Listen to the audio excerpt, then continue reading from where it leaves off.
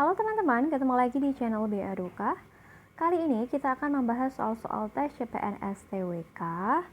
Nah, kita akan membahas soal kurang lebih ada 5 soal yang full penalaran. Jadi teman-teman untuk mengerjakan soal semacam ini tidak perlu menghafal teorinya ya, atau tidak perlu menghafal materinya, tapi cukup mengandalkan kemampuan logikanya saja.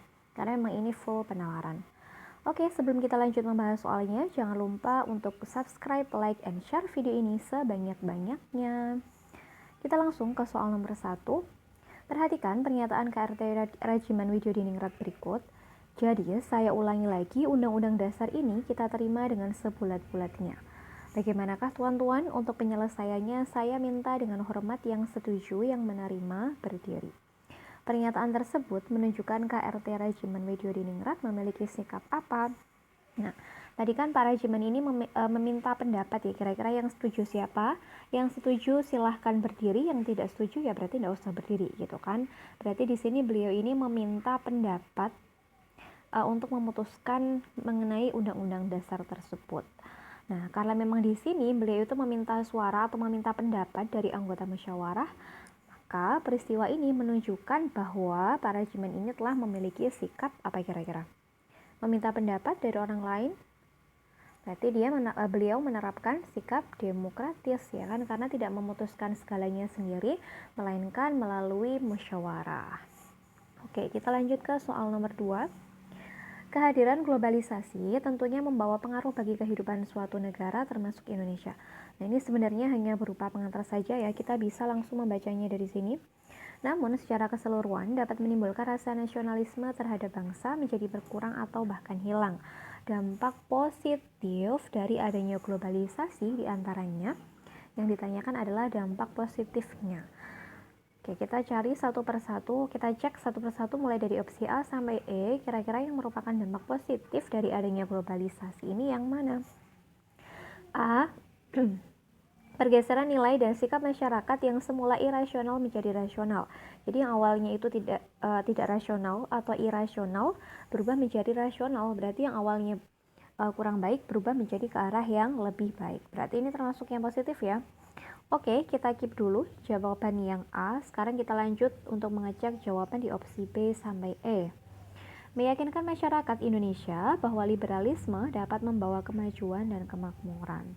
Tidak ya, karena di Indonesia ini menerapkan demokrasi.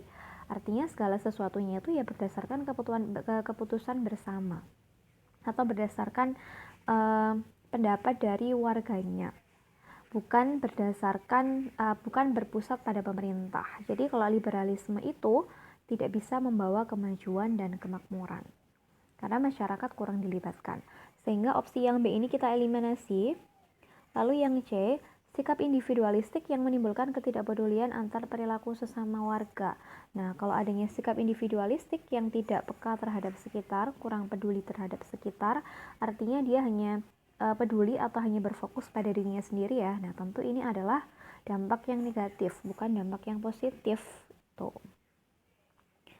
Kita eliminasi, lalu ke opsi yang D, hilangnya rasa cinta. Ini hilangnya rasa cinta terhadap produk dalam negeri. Berarti ini negatif. Lalu yang E, masyarakat lupa akan identitas diri sebagai bangsa Indonesia. Nah, ini jelas-jelas negatif ya. Sehingga jawaban untuk soal nomor 2 ini adalah opsi yang A. Oke, kita lanjut ke soal nomor 3. Butet Manurung memberantas buta huruf dengan mendirikan sekolah rimba. Meskipun berat, Butet berhasil meluluhkan hati suku anak dalam dan menggerakkan hati mereka untuk belajar membaca. Membaca adalah jendela dunia. Ketika masyarakat bisa membaca, mereka tidak akan bisa ditipu oleh oknum yang menyodorkan proposal mengambil tanah mereka. Tindakan Butet Manurung apabila dilihat dari pengamalan nilai-nilai Pancasila dapat digolongkan dalam bentuk apa?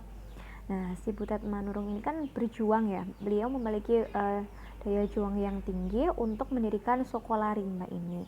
Nah, untuk bisa mendirikan sekolah rimba ini tentunya melalui perjuangan yang tidak mudah ya.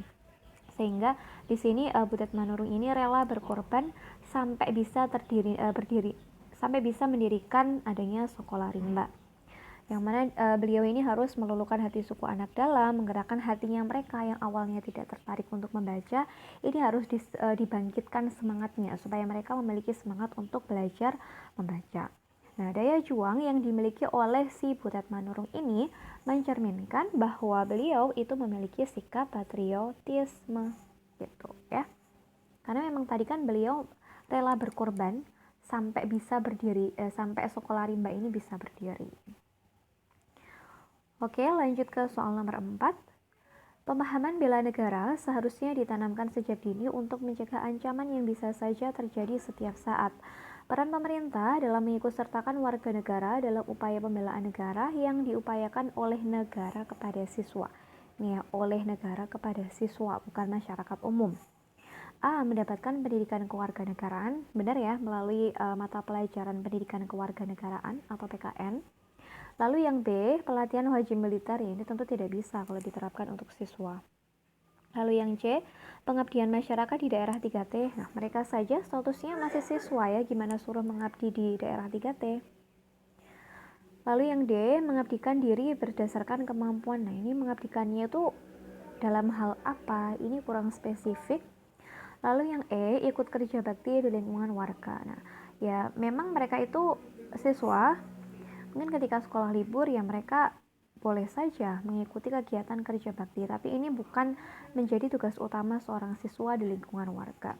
Maka jawaban yang paling cocok untuk menjawab soal nomor 4 ini adalah mendapatkan pendidikan kewarganegaraan. Kita lanjut ke soal yang terakhir atau soal nomor 5. Perhatikan petikan percakapan pada sidang BPUPKI berikut. A.K. Muzakir atau Abdul Kahar Muzakir mengatakan, saya mohon dari tuan-tuan anggota sekalian, oleh karena itu kita menghadapi saat yang suci. Baiklah kita mengheningkan cipta supaya jangan ada di dalam hati kita dipengaruhi oleh suatu hal yang tidak suci, tetapi dengan segala keikhlasan menghadapi keputusan tentang bentuk negara. Raja Manwadyudiningrat menjawab, usul itu kita turuti. Nah, petikan pernyataan Abdul Kahar Muzakir mencerminkan sikap apa? Nah, tadi kan ini berkaitan dengan mengheningkan cipta untuk menghadirkan hati yang suci ya, supaya tidak supaya tidak dikotori oleh hal-hal yang buruk. Nah, hal ini tentu berkaitan sama nilai religius atau sikap religiusitas. Karena di sini ada hubungannya sama Tuhan ya. Mengheningkan cipta, kemudian tidak mengotori hati dengan hal-hal yang buruk, namun mengisi hati dengan hal-hal yang suci.